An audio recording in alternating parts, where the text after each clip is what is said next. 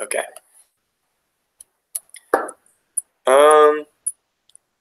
First one, with regard to the key elements of the business model, what should CloudFlare keep/start doing with respect to customer value, proposition, go to market, and those other ones? Do you remember what those last two are?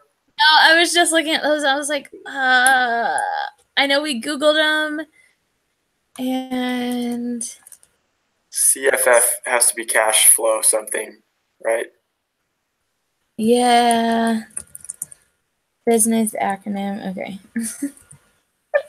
That's what we did last time. We Googled it. No, I can only remember those two.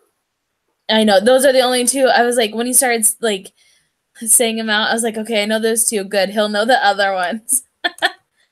No, I thought maybe if I just started, it would come to me, but it didn't.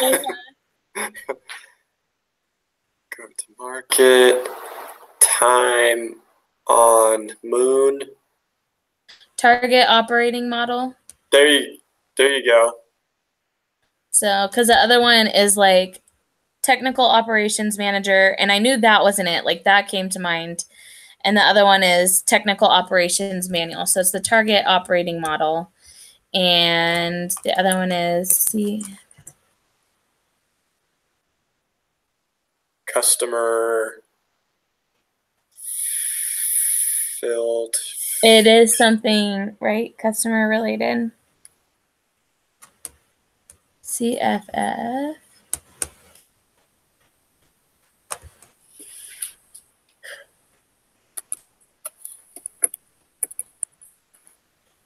Cash flow forecasting. Oh. You have operating, okay, like literal operations. Okay. Value proposition, go to market, operating model, cash flow forecasting. Cash flow forecast. Mm-hmm. Yep. I like it. Create a table as a group that looks like this. Oh, we can use Excel.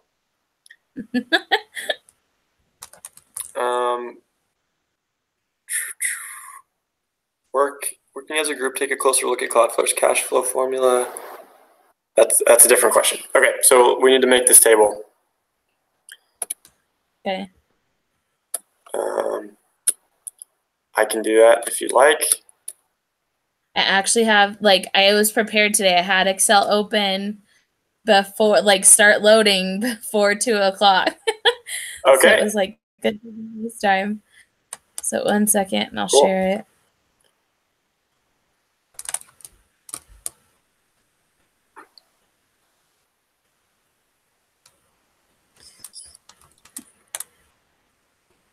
It's giving me the loading symbol, so 1 second.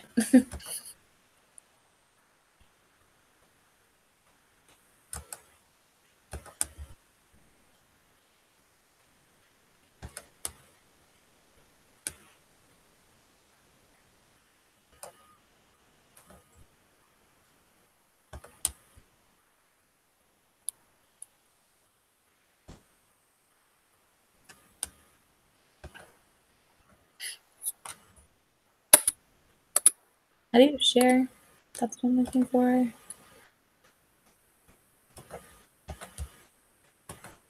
Screen share. I was like, I hadn't shared my screen in a while, so. Okay. Hey. Look at that, I have Excel. Nice. I'm gonna pull the table up to the side so I can see. I can't hear you anymore if you're talking. What? I don't know if you can hear me. Can you hear me now?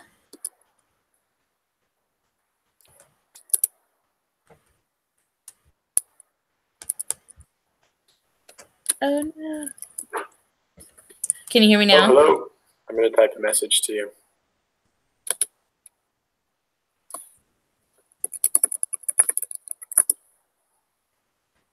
You can hear me. Okay. Well,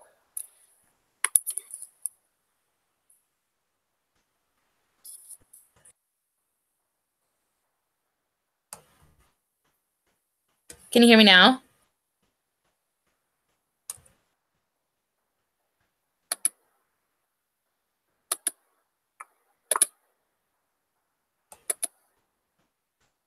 Can you hear me now? That's a pain. Can you maybe hang up and then call back in? I'm curious. I don't know what else to try. Can you hear me now that I stopped sharing? No? Okay.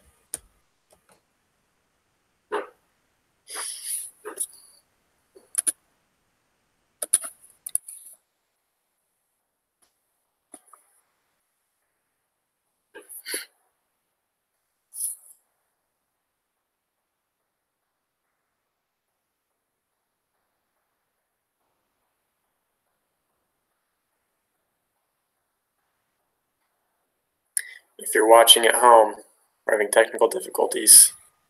Oh, Can you hear me now? Yeah. That is so weird. That was really weird. I was like, because when you started asking that, I was like, everything's fine. And yeah. Okay, I'm gonna try sharing my screen again, and then if my mic goes out, I won't share my screen. Okay, sounds like a plan. I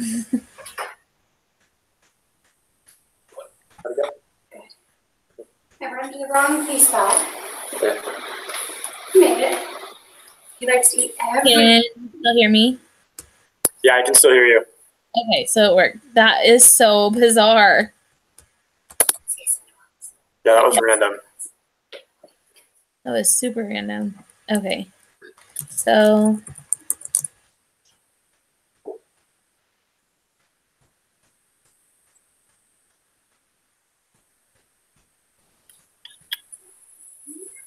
okay, I'll lock on your screen. Cool.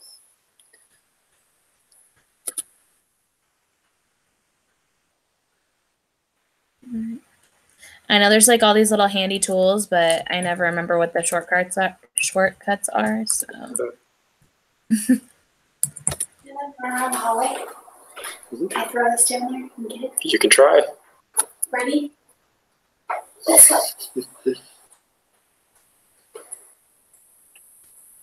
She got a puppy. Yeah, my sister-in-law is here meeting our puppy for the first time. So she's fun. Just took him out. She's playing with him. Okay, so what do the questions say? It kind of just says make the table, and then that's it. Oh, and I wonder, okay, so the table looks like this. So I guess we're supposed to fill it in. Like, what are their key elements for, like, cash flow forecasting? What should they keep or start doing? And what are their implications? Do we have to write all that? I mean, I know we just made the table. I wonder if we'll have to turn this in. Did you, oh no, you want to take it. I was like, did you take the quiz? You wouldn't have done that yet. No, I didn't take the quiz, but I will right now. Because there's no time limit on it, right? So. No, yeah. We're getting it out, and now that you have Excel up and have typed it, I'm like, wait, do we actually have to type that? Okay. Because that seems like, I mean, that table will be huge by the time we're done. Huge. Paragraphs in each one.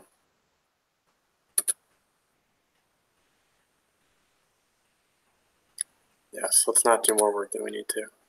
Yes, for real. Okay, I attended the meeting. Rate yourself. Rate your group. Submit the link. Okay, there's nothing. Nothing for it. Okay. Special. Well, then we'll just stop sharing that. Okay, sorry. No, that's okay. You may need it for question 4.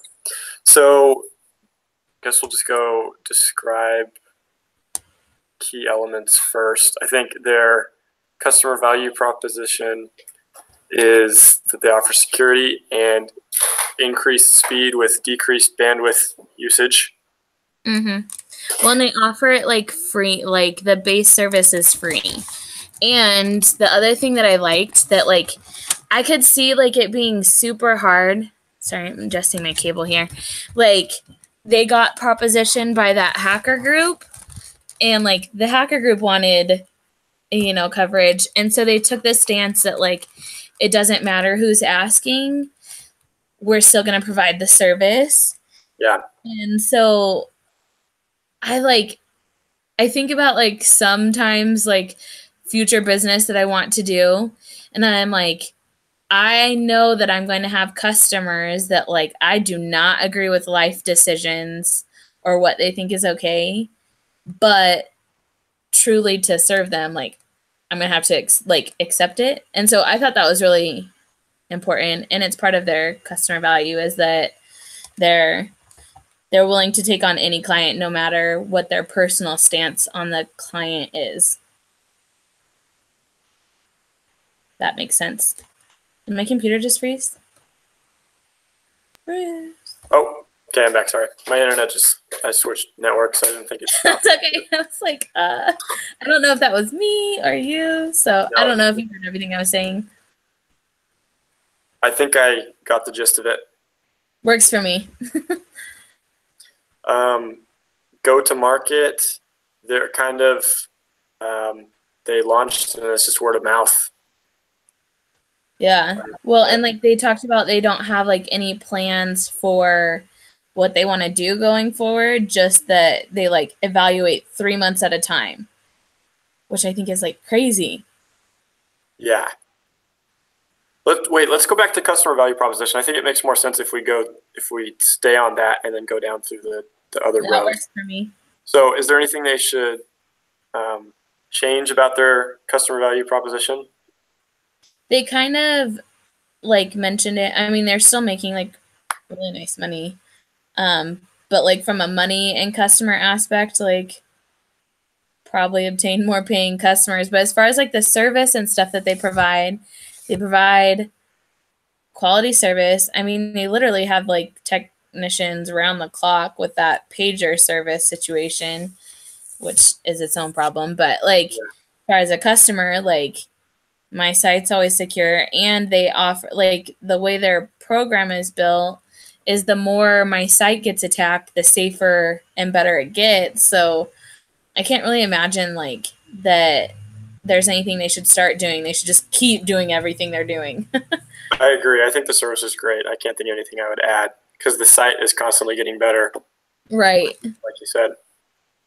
Organizational implications of their customer value proposition. Right now, early on, the implication is that their growth is huge because it's such a good service. Mm-hmm. And that they'll work with anybody. I mean, yeah, they don't care. Turkish escorts. That's right. Okay, go to market. We talked about the key elements. Oh, one more thing I wanted to mention. They do a lot of word of mouth, but also they sell their service at a wholesale price to hosting companies like GoDaddy. Right. Yeah. That's another channel. Yeah, that's true. Are there any others? Any other things you think they should do? You mentioned they should start making some money. I mean, like they have like a really great revenue, but like they mentioned in there like emailing their free clients and seeing about, you know, I mean, because think about that. They're making, what was it? How many million in revenue? Like 4.8. Yeah, something like that. For 4% of their customer? Yeah. So why, like, the 4%, like, you gain so many, you know, say you spend an hour and mass email all of your clients. Not even, I mean, it's not going to take them an hour, but like you spend a limited amount of time to email all those clients. You're just mass emailing them even once, then, you know, if you just gain like a few from that, you've already increased revenue. And I can't imagine like if I've had a company service for several months and I can see what it's doing for my company, that I wouldn't be willing to pay them a little more to do more for my site. And so, you know, if they even had like, they did it more than once where they had like 3 rounds of emailing and whatnot, they could increase revenue. So I think that's important. The other thing would be like, they literally have no plan for the next year. They just go 3 months at a time. Like, that's insane. Yeah, that's insane.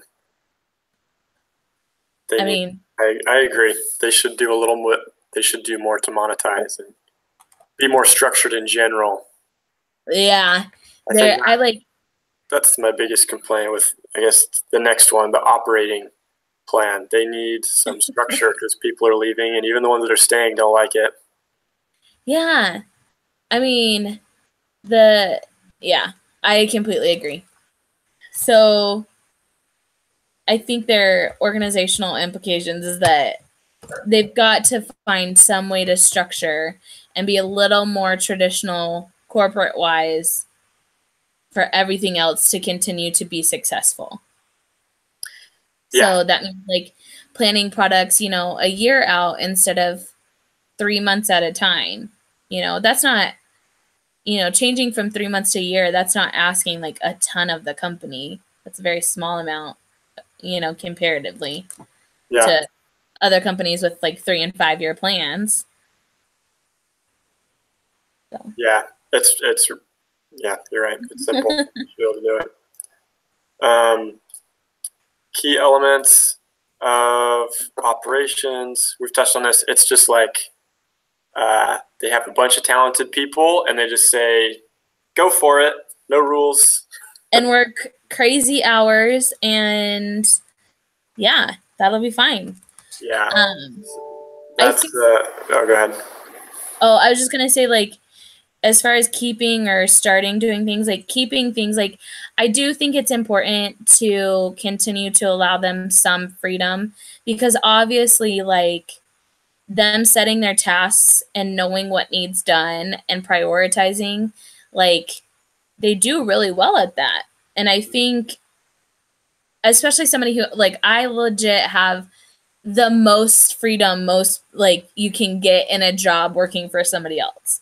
Mm-hmm. And my job requires me to heavily be like aware of my time and to prioritize. Otherwise, you know, projects don't get done on time.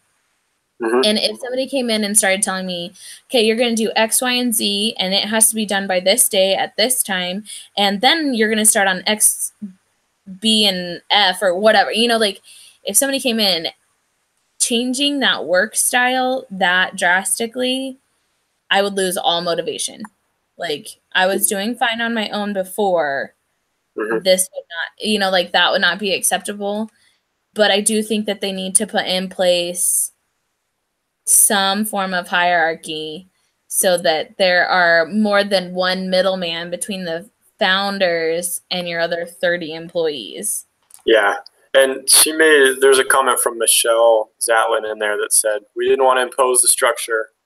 We wanted it to come from the bottom up. We knew it would happen eventually. So it sounds like they planned on it and they just need to read the signs and realize now is the time. Yeah. Asking for it. I mean, they've lost talented people and like there were other reasons, but really when it came down to it, they didn't feel like, I mean, the 3 big ones, they didn't feel like they were doing meaningful work anymore. Yeah. And they felt overworked for something that they didn't feel passionate about. Yeah. And so that tells you that you need more people in place and you need somebody for them to answer to.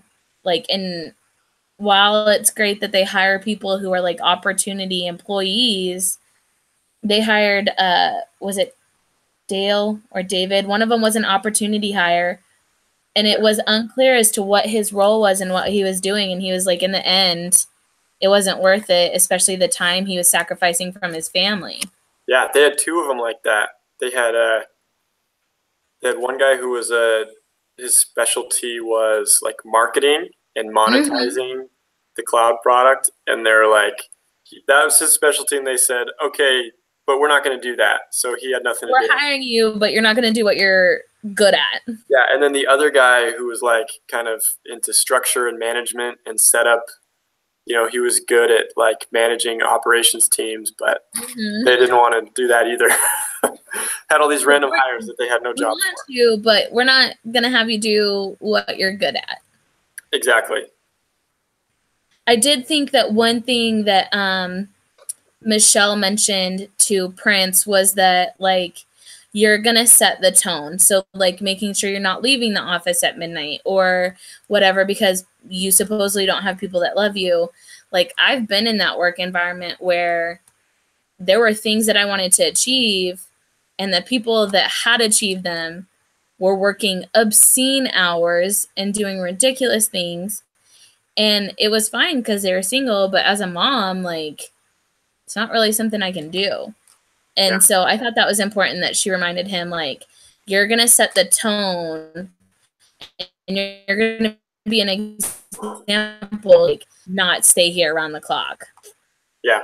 And it's important. It's a step in the right direction because the two, as I was reading through the reasons people left, the two big themes were lack of structure and they're being overworked.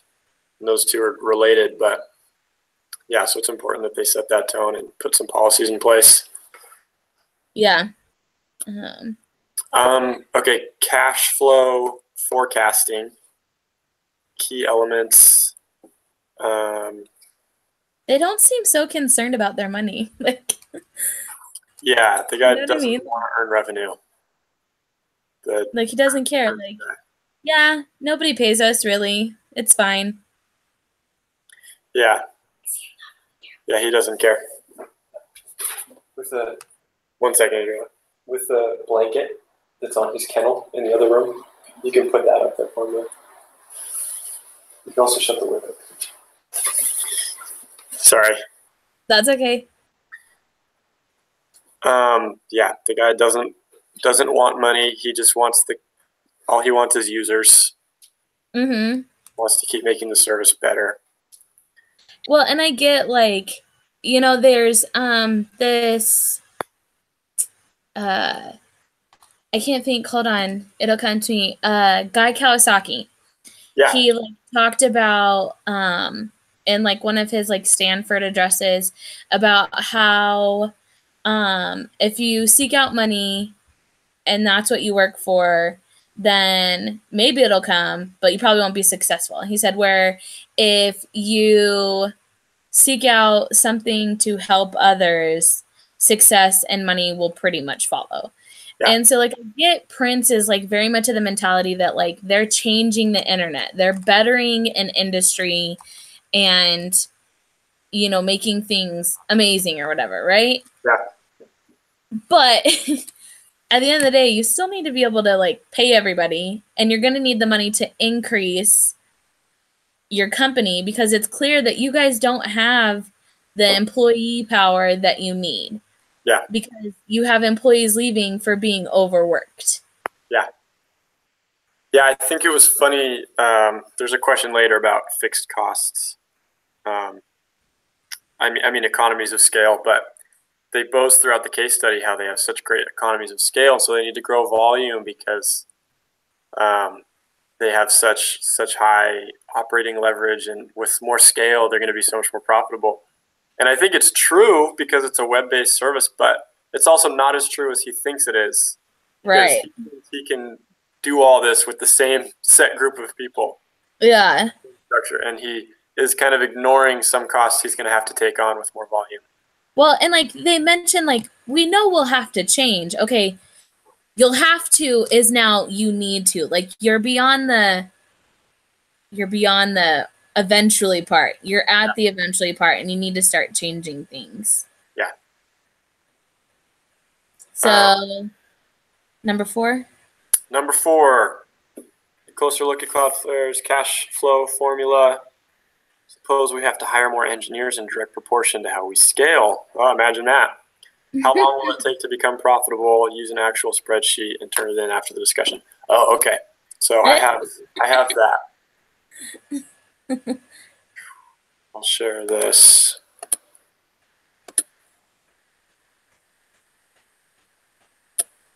I was doing other things unrelated. My wife wants to buy a bed and breakfast, so we were kind of modeling. That would be fun. Right? I have a friend that owns a bed and breakfast. Really? Yeah.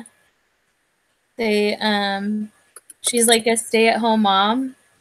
And so it's like they bought this property, and the way like the previous owners had it is like their house is on the property, and then there's a separate building that is the bed and breakfast. Yeah.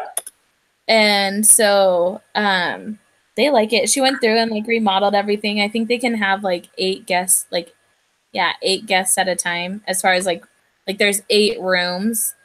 And it's essentially like a giant house with a giant kitchen and then like this huge yard to do stuff. So cool. Would love you be willing to maybe put me in contact with her? Yeah. I don't have her phone number anymore. I think we're just Facebook friends. Okay. Just send me her email. Yeah, I will. I just would be. As I was looking at them last night, I just had so many questions. Like, Can only be answered by someone who's done it. Yeah. Yeah, that'd be awesome if you're comfortable with it, because I know it's a weird thing. I don't care. She may or may not, want to give you the information. I mean, she's pretty nice, so I would be surprised for her to not share her experience. But yeah. Yeah, I think it's cool. I think it's a cool idea. Yeah. Because owning a hotel would be fun. But great setup because it's just like right there on their property. So yeah. Anyways. Anyway, can you see my spreadsheet at all? It looks like it's not loading. No, it's not loaded. Jeez. Okay. It's just got like a funky block square thing situation. I wonder why this struggles so much. Any luck now? It started to. I see current and break even and the start of a green box. As I zoom in, it looks like it's not responding. Okay, I'm going to try one more time to refresh. Okay.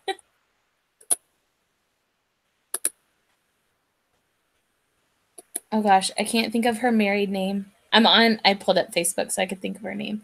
Oh. But well, let's see. I don't know how we can do this. Maybe I could put it in a Google Doc. I guess that works. I could just talk you through it like last time. I do better visually. Well, let me send it to you. I'll just send it to you. Okay, that works. Google I'm good Sheet. with that. Pain.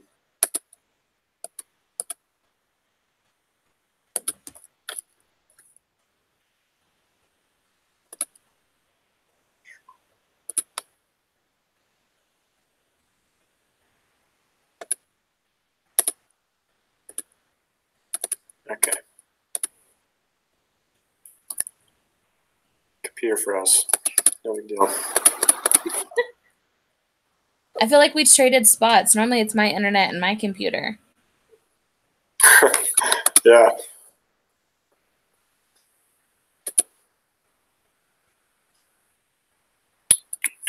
So all I did on the spreadsheet was go through and, I just copied that one paragraph where they talk about the revenue and cost assumptions that they're making and put them in. And yeah, well, I don't know if any of this is going to work.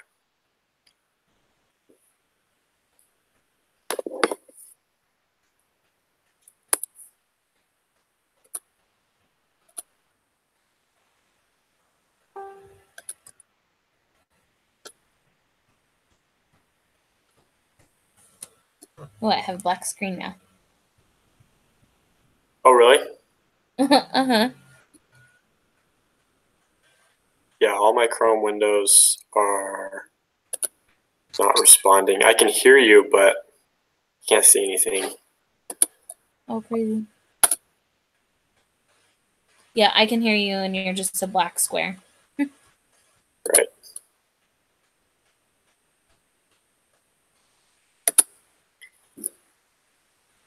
Let's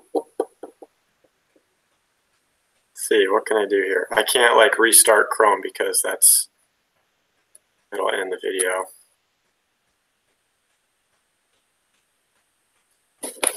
Oh, I have another laptop right here. I could do it.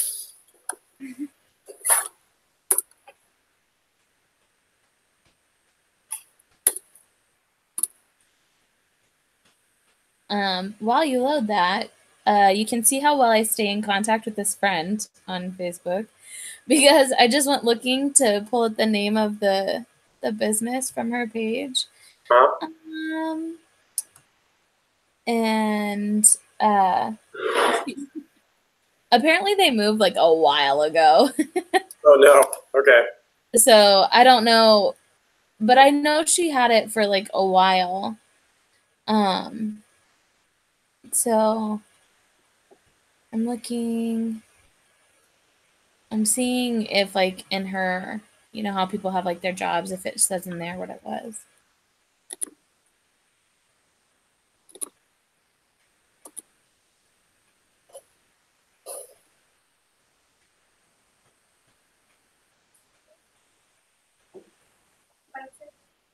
Don't let him like ruin it. Don't let him rip it, but he can play with it.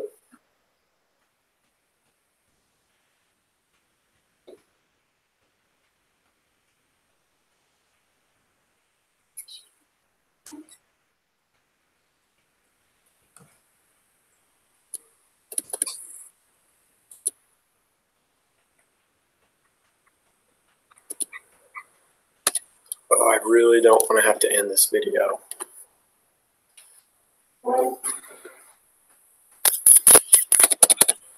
Well, if you hang up, it still stays, right? Or does it end the live broadcast? I can't remember. I'm afraid we'll end it. That's what I thought. I'm going to try changing everything else. Oh, that's okay. Thanks. I just close everything else so the computer can focus. I don't know what I did to set it off. I just tried to send an email. I don't know. Well, it was the same thing with my, you know, the whole Excel and volume situation. So. Are there any other questions? Let's see. That we can do while this hopefully recovers? Yeah. Why does CloudFlare management want to get big fast? What benefits does CloudFlare receive from scale? So, okay, we'll just start with that. So they want to get big fast because the faster they grow, as far as like customer base goes, the smarter the technology gets, and there'll be more profit involved. Yep. Perfect. I agree. They made an extra effort to note that their service will get better with the more users they have. Yeah. And that was in the videos too. Like, well, the one video was weird. Not gonna lie, about like the culture situation there. Yeah, that was so weird. Super weird. But the end was funny. It was like, and if you want rainbows and unicorns, we can add those too. Like, I thought that was funny, but the rest of the video was weird. So then the next one, does CloudFlare have economies of scale? Marginal cost decrease with the increase in customers. Explain your answer. I think, yes, they definitely do. They have high operating leverage, meaning they have high fixed costs in relation to their variable costs. And so with more volume, they will definitely be more profitable. Like I said earlier, not to the degree they think. They will have to, add more personnel, and they'll have to buy more server space. Yep, I agree. And then does CloudFlare have network effects, i.e. the value of the service increases for each customer when there are more customers using it? Well, like we've already talked about this, like the software, the way it's built is to get smarter the more it's used. So, I mean, it obviously gets better because if I'm paying $20 and then there's like a giant cyber attack in April, then in May or that month, my $20 is totally more valuable than it was in March. Yeah. On a very basic term, you know, but like, so every time they get attacked, like your $20 becomes worth more. Yeah. Kind of cool. Yeah, I thought that was really neat. Like, that's pretty cool. Does Cloudflare have high switching costs? I.e., will it be costly or painful for customers to switch to a competitor if there was such a competitor out there? It would be painful for me because I'd have to pay more. That's true. They'd probably have a good price moat, but and on top of that, from like the price you pay and the service you get, like, I mean, there isn't really a competitor out there. So I'm sure switching for somebody who would be comparable, you're going to pay more and receive less. Yeah. Yeah, it's kind of an interesting question, huh? Because it says, assume there's a comparable competitor. You know, if there was, there would be like no switching costs. You would just switch. Yeah. From one service to another. But yeah, that's where their advantage is. There's not a comparable competitor. No. What other reasons might Cloudflare management have for wanting to get big fast? I can't think of anything other than customer and profit. Yeah, I think those are the only two business reasons. I mean, the guy probably has other motivations, like to improve the function of the internet or maybe become rich and famous. Yeah. I think like business aside, like he definitely wants to change the internet. He wants to change how it's used. He wants to change how like people receive their web page and like the safety and security of it. So there's that, and the faster he grows, the better his program gets. So yeah. What reasons might you suggest for not growing fast? Because they won't hire the people they need to do it.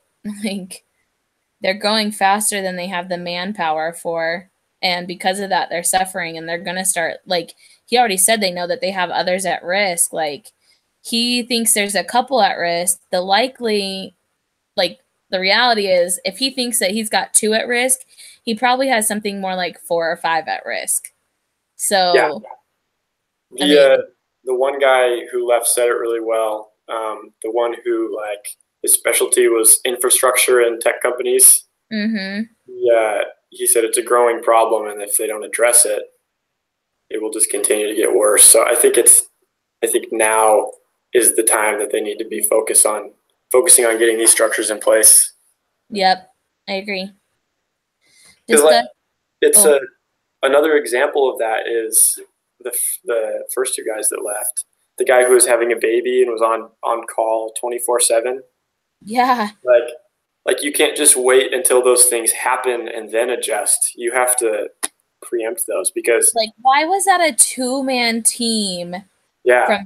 And it was supposed to be a 3-man team, but nobody measured up, and so it was a 2-man team. That means that somebody's on call. Like, you're pretty much working, 80 hours a week, and with a new baby, that's nope. That's insane. And that should have been like a 7-man team minimum, Yeah, and he so urgently wanted to get out that he bailed right before he got his stock options vested. So that just shows the kind of pressure they're putting on people when these problems arise. So you can't let it happen and then adjust. You need to preempt it. Okay.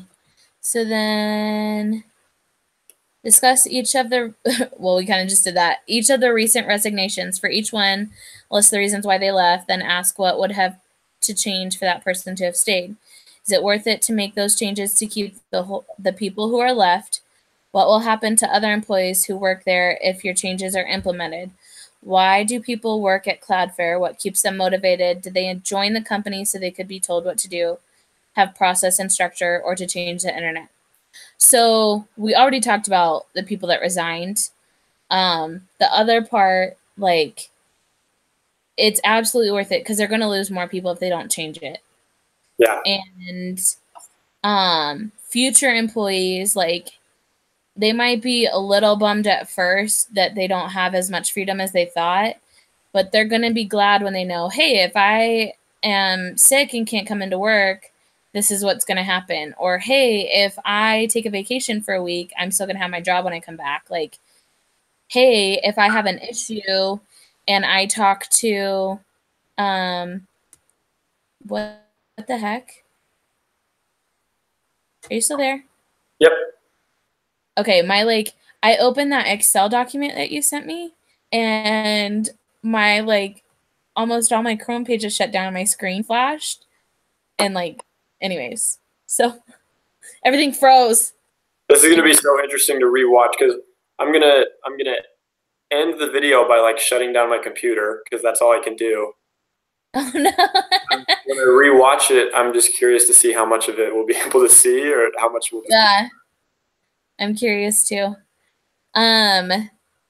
But so future employees will appreciate the change. And while most people came to CloudFlare for culture and the internet, it's clear that majority are asking hey, we don't need traditional corporate culture, but we do need somebody to go to when we have a problem. I do need somebody in HR to talk to about vacation and sick pay and whatever. And I do need a manager to go to, not to manage me, but to be like, hey, X, Y, and Z needs fixed, and this is a problem. And somebody who can help facilitate what needs addressed versus, oh, I have to go and talk to the CEO who doesn't really want us to have a corporate structure. Yeah, if that makes sense. I agree with everything you said. There is a right and a wrong way to implement the structure, and they just need to make sure they keep it low key and fulfill what needs to be done without adding too much bureaucracy. Mm-hmm. I think people came to Cloudflare probably mostly because they want to change the internet, or that's why they stayed at least. If they change to a more structured culture, I think they will probably lose a couple who say no way. Mm-hmm. I want to work in the amorphous blob. There are probably a few of those, but I think that's the minority. And absolutely. But for the most part, you need to make these changes because people will burn out and new people won't come. Yeah. Okay, so then the last question. Group decision, should Cloudflare implement more process and structure, hire a VP of HR, and start using titles, yes or no? So our vote is here's our vote timestamp. I think that they absolutely should implement more of process and structure. As far as the titles go, I know that they're super anti-titles. I still think that there is a way to implement a VP of HR without giving them the title VP of HR. You know what I mean? Yeah, I agree. No, I couldn't agree more. I think the titles thing, there's no reason for it. Like with Dane, you just hire another guy who fills this role. He knows his role, you know his role, but you don't have to put a hierarchy in there and put people above and below each other. I mean, I don't know. I definitely believe in hierarchies, but you don't have to. Well, and you can still do that. You don't have to give them. Yeah. I agree. Yeah. So, should they slow down growth? Yes or no? I absolutely think yes, because they don't have the manpower as it is, and they're losing people for being burnt out with the workload that they have. And to grow faster now, they're going to start losing more people. Ooh, I say no on that one. I think they should keep growing fast. But they don't have people. I know, but how long does it take to hire them? As these people are, it takes a while. I guess I would just favor hiring people quickly, and you get other people to be on call, and yeah, they're not superstars at first. You got to lower your standards a little bit, but I think if they could hire fast, then I'd say you could maintain your growth at the rate that they're at. But if they're gonna take, I mean, the one position had been open for how many months, and they still hadn't filled it. Yeah, that one was ridiculous. They should step in there and just get someone hired. to be on call. Yeah. Have two people that are decent, and rather than the one all-star you're looking for. Right. Yeah. Growth really is important for the company because they're losing money and they're a tech startup, and growth is what they should be doing. And there's some places where you need more heads ASAP, like in the support department. And then, like with the HR stuff, you hire an HR person and they set some policies, and I just don't see that taking very long. If they use normal hiring process, like if they were to change the way they hire people, then like I agree they don't have to slow down because of all the reasons that you said. Oh yeah, they definitely have to change the way they hire. You can't just let them flow in. Yeah, I was gonna say if they take months to hire, like they've done for the last couple positions, then they're gonna have to slow down or they're gonna collapse because they won't have the people that they have there now already. Yeah, that doesn't work. They got to get systematic about it. Okay, then last question, discuss what will happen to the company under your recommendations. What will happen to the culture and motivation of the current employees?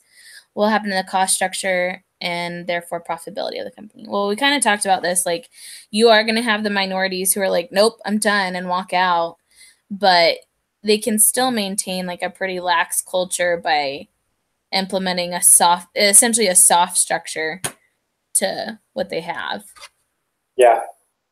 I think maintaining the culture is really important, and but yeah, you don't have to be quite so extreme to do that, I don't think.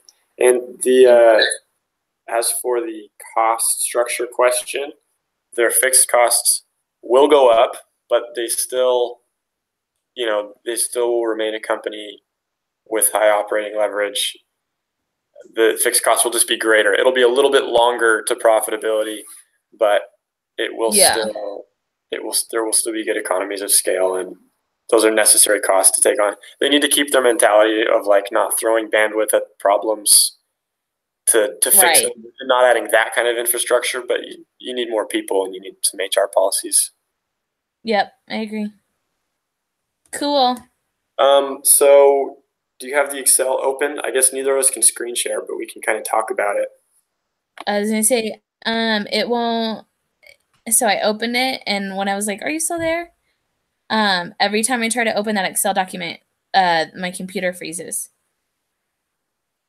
Okay, gotcha. So I don't know. I don't know if there's something wrong with the Excel document because nothing else. You sent me a virus. Should I have CloudFlare? So I'll just give you the basics. Their current users are 500,000. I did the revenue or the cost assumption a little bit different than they did in the case study. They said like they gave you two ways to estimate the cost. They said you can do it off users or some other way. They used some other way, and I did it off users. So the end number I came to is slightly different than theirs. But I think this is correct because they said this was an appropriate method. They just didn't use it. So anyway, with their current stats, 4% customers are paying $20 a month. Their revenue is right about $5 million. So they're losing about $2 million in net operating profit per year. To break even, they need to increase their usership by a little over 50%, get to about 800,000 customers to break even. Okay. So, and that's assuming 35 employees with that $150,000 average. So how many employees do you think they should add right away to be a little more sustainable? Well, they've lost 5 that I feel like need replaced. And then that one team should be like at least 7 dudes alone, and now they've got 1 guy. So another 7 people that need hired. Oh yeah. Got like 12 people at least. I think at least 12 people should be hired. Okay. I'm just gonna round to 15, so it's a prettier number. Okay. So I would put them at 50 employees. Yeah. I feel like that's like fair for like what they want to achieve. Or what we're assuming they want to achieve anyways.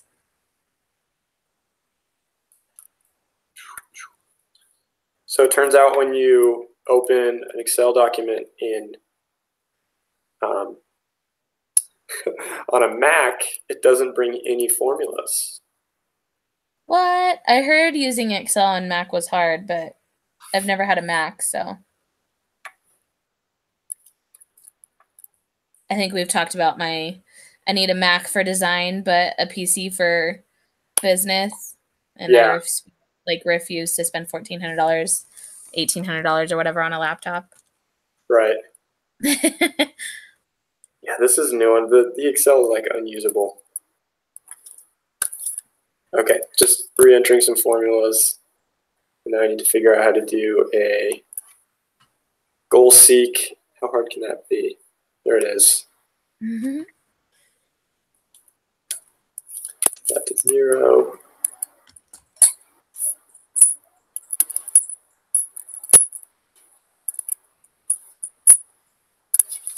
Okay, one more formula.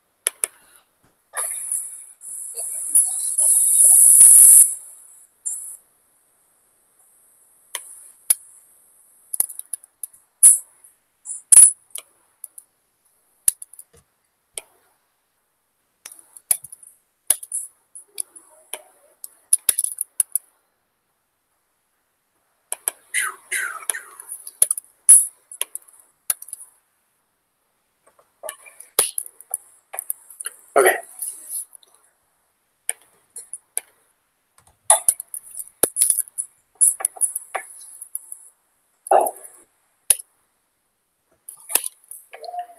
All right, so if they add 15 employees to put them at 50, then their staffing cost their staffing / overhead assumption will go from $5.25 million a year to $7.5 million a year. Okay. While their revenue, so at that cost level, to break even, they need 12 million users, where they're currently at 500,000. So in the current state, they need 7.5 million to break even. If they hire 15 people, they need 12 million. So they need quite a bit more scale, but I think we agree that's the only way they can stay sustainable. Is with more employees, yeah. Yeah. Okay, I'll send you this updated spreadsheet because we need to turn it in. Cool. Yeah. Are we good? I'm good. And then next week, I'll be on the same time zone as you. And I think our regular time will work. I will text you like when I fly on Thursday next week. So I'll have like a good idea Thursday night.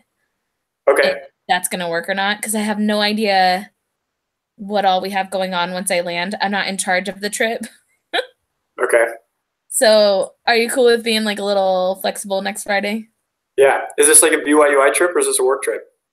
This is a family trip. Okay. Yeah, Yeah. I can be flexible next week.